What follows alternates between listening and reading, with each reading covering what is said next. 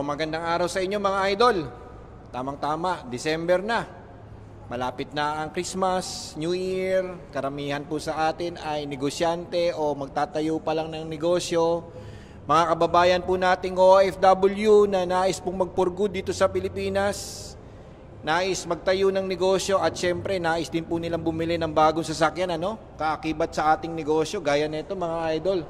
Tamang-tama, nandito po kami ngayon sa Isuzu Commonwealth. At nandito yung aking kaibigan na si Mark Anthony Joya, Ayan. Sir Mark, ano bang unit itong nasa likuran natin? Ito ay 2024 Isuzu QLR passenger van. Ayan. Bali, built for business, pwede sa logistics, pwede sa mga for hire, passenger van kasi pwede pang family. So, ito ay belong sa truck category, di ba? Yes, light duty truck. Light duty truck na single tire. Yes, single tire, yes. Na po pwedeng bumiyahe sa mga skyway. Yes, tama. Kasi may mga sasakyan kasi na pang negosyo, yung mga van na double tire. Depende po yan sa natin sa sistema po ng ating negosyo, may mga bagay kasi na hindi po pwede sa skyway. Yes, So ito po pwede sa skyway. Po pwedeng pang personal, pang negosyo, o pang pamilya na rin. At saka makakapasok rin to sa mga exclusive subdivision kasi yung ibang mga truck kasi, lalo na pag six-wheeler, bukod sa may truck van, nakakapasok rin to sa mga subdivision. Magkano ba ang presyo nito? Ang cash price nito is 1,622,000 idol. Bali, may front aircon na siya. Kapag papadual aircon natin, 1,657,000.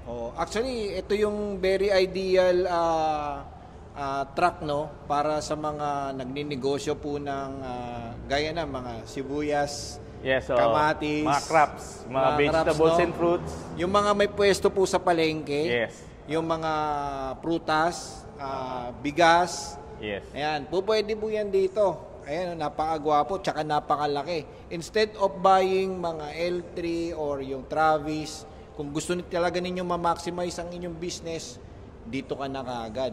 Ayan, Yes. Tara, ikutan natin, tingnan natin, Ayan, tingnan nyo maigi mga Lodi, malaki. Ayan, laki, mataas, very spacious. Ayan, tingnan niyo yung kanyang ito yung loob. Passenger side. Ayan, maluwang, Ayan, pasok ako rito. Wow. Ito ba ay made in Japan? Yes, idol. Actually, engine and transmission imported sa Japan, dito na lang ina-assemble. Parang semi-knockdown. How about yung ulo? Japan din? Mukhang Japan yata yung ulo, di ba? Yes, bali yung ibang aftermarket accessories dito na kinakabit sa Pilipinas. First time ko kasing makaupo dito. Upo ka nga, Lodi. Tingnan mo nga. Bali, maganda yung space niya, good para sa katulad ko na matatangkad, 5'11", so luwag height clearance, maganda yung headroom, the same time yung leg room, leg space, and yung visibility, so wide space. Visual, tignan mo, tsaka ang linis tignan, tsaka napaka-premium tignan talaga, Yes, oo. Hindi siya yung parang cheap na dating na truck, so kumbaga very presentable para sa may-ari kung siya yung gagamit. Ano yung displacement ng makina nito? Ang engine nito is 3.0 4JH1 turbo intercooler diesel engine. So CRDI na siya, meaning common rail direct injection. So napakalakas na engine but yet matipid siya. The same time, madali siyang i-maintain. Kumbaga, ang Isuzu parts naman is readily available. Napakatibay kasi timing change siya, so napakatibay. Halos lifetime mo na magagamit. So ilan ang horsepower nito? Ang horsepower nito is 70 horsepower. 3 to 4,000 RPM. Ang torque nito nasa around 16.5 kg per Newton meter. Tapos 5 speed. Yes, 5 speed manual transmission, idol. Yan. Tingnan nyo natin yung kanyang makina. Saan ba binubuksan yung Okay, makina? ganito brother.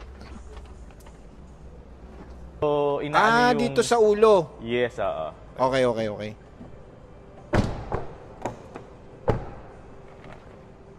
Yan, tingnan natin ngayon. Mukhang madali lang naman yata ito buhatin, no? Actually, mabigat ng konti. Medyo mabigat ba? Kailangan mo ba ng tulong ko? Yes, brother. Teka lang.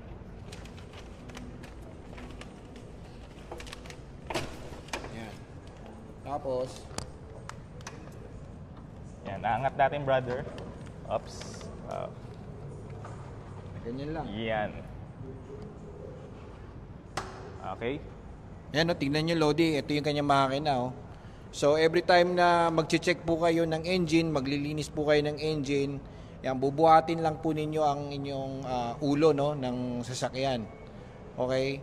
But make sure na meron po kayong katulong na Yes, magbubuhat helper. po Oh. Medyo mabigat ng konti, pero kaya naman. Okay, so yan, sa baba na natin ngayon. Yeah. Ito yung lock, no? Sige. Yun. Oops.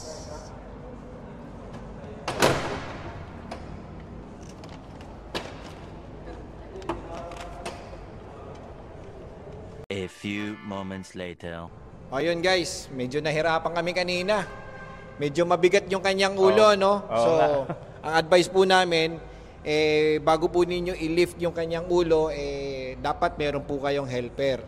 Kailangan physical fit. Oo, at saka kailangan medyo may konting puwersa. Pwersa, yes. Okay, so what we see here sa side, ayan, makikita po ninyo, syempre yung kanyang ulo. At kapag in-order po ninyo ito, I think, ulo tsaka yung chassis o kasama na yung body? Actually, pwede naming bilhin sa planta is cab and chassis lang muna. Oo. Then, sa bodybuilder na yung likod, plus yung aircon na ini-install. So, ibig sabihin, yung price na pinag-usapan natin kanina, kasama na yung body and aircon na nakalagay. Okay. Ayun, yung kanyang gilid, makikita ninyo, may side turn signal lamp. Standard na po yan. Standard na yung kanyang side mirror na ganyang kalaki. Okay, tapos pillar type yung antenna natin sa radyo natin. Disuse.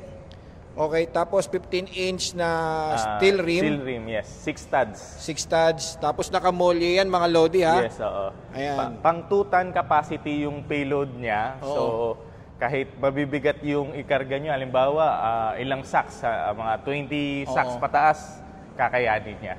Tapos, ito yung kanyang window. Sliding window po yan. So, advice ko po sa mga negosyante, no, lalo na kung kayo po ay madalas sa Divisoria, palagay nyo po dito ng window mesh. Window mesh or yung grill. Yung grill, tama ba? Para hindi po mapasok yan, ano? Basta, kumbaga, protection rin yun kung sakaling may basag kotse gang, yung mga mahalagang produkto nyo, hindi siya basta-basta makukuha. Tapos ipatint nyo na rin, mga Lodi, para hindi po takaw, silip. Yes, oo. Okay. Ayan, dito naman tayo sa bandang likuran. Ayan.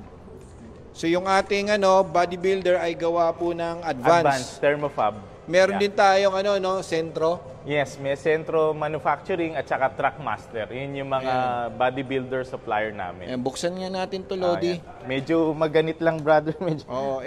Ito kasi is parang design lang rin po ng medyo Travis. matigas. Ayan, di na natin bubuksan kasi medyo matigas, no? So, ilan seating capacity ito, Lodi? Bali, lumalabas na 21-seater. Bali, tawag dito, syaman dito, magkabilaan, plus 3 yung sa harap. So, 21-seater. 21-seater. Yes. So, ito naman, pwede nang pahabaan pa, no? Pwede. Actually, ang standard nito is 10 feet lang kasi 10 feet yung chassis. Pero kung magpapa-extend tayo hanggang 1 feet lang, so 11 foot. 11 So, foot ilan na. naman dadagdag na makakaupo? Siguro, isang bata. Isang bata. Okay, kasya. isang bata lang. Yes, so... Ayan. So, ganito po yung itsura ng interior. Tapos, naka-spray paint na. Yes. Sideways, na-fold naman yung upuan. Ayan. And then, meron na ditong grab handle na Grab handles, yes. aluminum yata ito. Tapos pwede nyo rin palagyan ito ng ano, no? Ng rear aircon blower. Aircon Kung blower. gusto nyo pang dual aircon, syempre pang family or passenger, pwede naman. Ayun. O idol, kung kayo po ay pabili ng FB body na sasakyan, no, pang negosyo, instead of Travis or L3, baka pwede na kayo dito mga Lodi.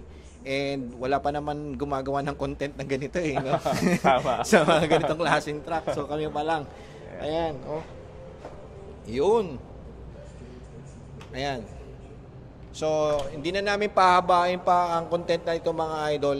Kung kayo po ay interesado sa unit na ito, okay, bisita lang po kayo dito sa Isuzu Commonwealth. Hanapin nyo po ang aking ahente dito na si Sir Mark Anthony Hoya. Yes. Okay, tapos ilalagay ko po yung kanyang number dito. Pwede po kayong rumekta sa kanya. Tapos sabihin nyo na lang po kay The Carlon Expert, follower po kayo ng The Carlon Expert. At kung sakaling matuloy po ang ating transaksyon, alam nyo na, may palibre po tayong dashcam, ano? Yes. Kami na po mag-i-install ang dashcam ninyo, harap at likuran. Libre po yan mga idol, okay? Basta huwag nyo lang sasagarin. Okay. Tama. Thank you for watching, The Carlon Expert.